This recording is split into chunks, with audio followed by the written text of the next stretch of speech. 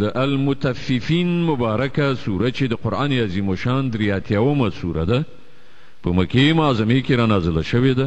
14 مبارک آیاتونه لري.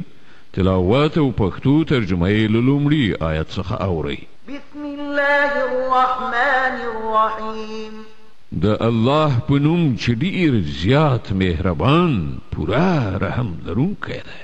ويل للمطففين الذين إذا اكتالوا على الناس يستوفون وإذا كالوهم أو وزنوهم يخسرون. تباهی ده د کم ورکوونکو د پاره. د هغو حال داسې دی چې کله له خلکو نه څه اخلي نو پوره یې اخلي، او کله چې هغو ته په پیمانه یا تله څه ورکوي نو کمې ورکوي.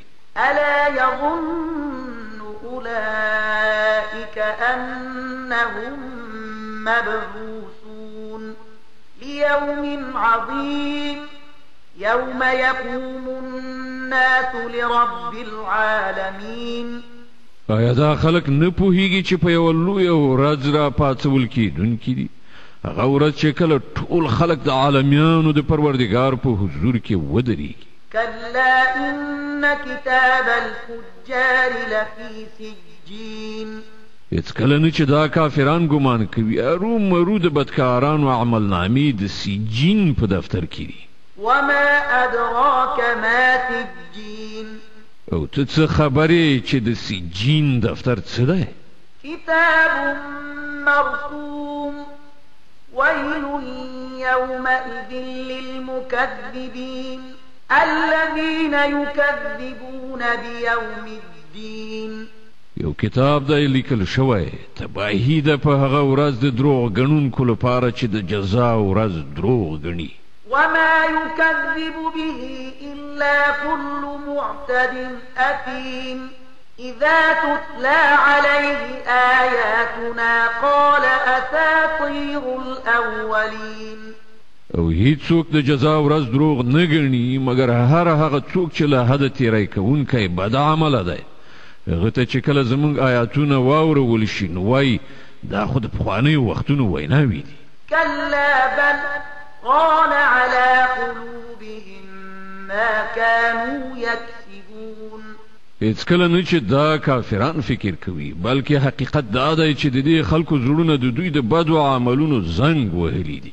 كلا إنهم عن ربهم يومئذ لمحجوبون ثم إنهم لصالوا الجحيم ثم يقال هذا الذي كنتم به تكذبون.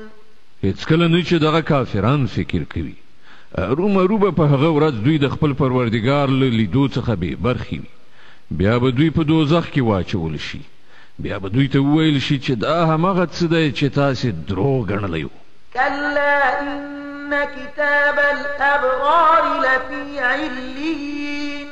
هیڅکله نه چې دغه کافران فکر کوي ارومرو د نیکانو عملنامه په علیین یعنی د لوړ مقام خلکو په دفتر کې ده. وما أدراك ما عليون.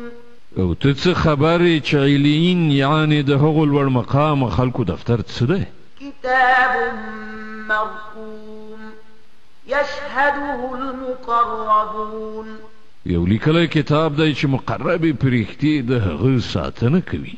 إن الأبرار لفي نعيم على الأرائك ينظرون تعرف في وجوههم نضرة النعيم. ارومرو به نیکان په زیاتو خوندونو کې وي، د عزت په هسکو تختونو ناست ننداره کوونکي به وي. د هغو په څېرو کې به ته له نعمتونو څخه په ګټې اخیستلو د خوښۍ نښې لیدای شي. يسقون من رحيق مختوم ختامه مسك وفي ذلك فليتنافس المتنافسون. په هغو به سرپټي خالص شراب څښل کیږي چې د مشکو مهر به پرې لګېدلی وي. څوک چې د نورو نه میدان ګټل غواړي د دې شي د ګټلو په مسابقه کې د هڅه وکړي. ومزاجه من تسنيم عينا يشرب بها المقربون. په دې شرابو کې تسنیم ګډوي، دا یو چینی ده چې د هغې له اوبو سره مقرب خلک شراب څښي. إن الذين أجرموا كانوا من الذين آمنوا يضحكون وإذا مروا بهم يتغامزون وإذا انقلبوا إلى أهلهم انقلبوا فكهين. مجرمانو په دنیا کې په مؤمنانو باندې ملنډې وهلې چې کله به د هغو تر څنګ تېرېدل نو د هغوی لوري ته به یې د تمسخر سترګکونه وهل. کله چې به خپلو کورونو ته ورستنېدل نو د ملنډو وهلو د خوندونو په اخیستلو به ورستنېدل. وإذا رأوهم قالوا إن هؤلاء لضالون وما أرسلوا عليهم حافظين.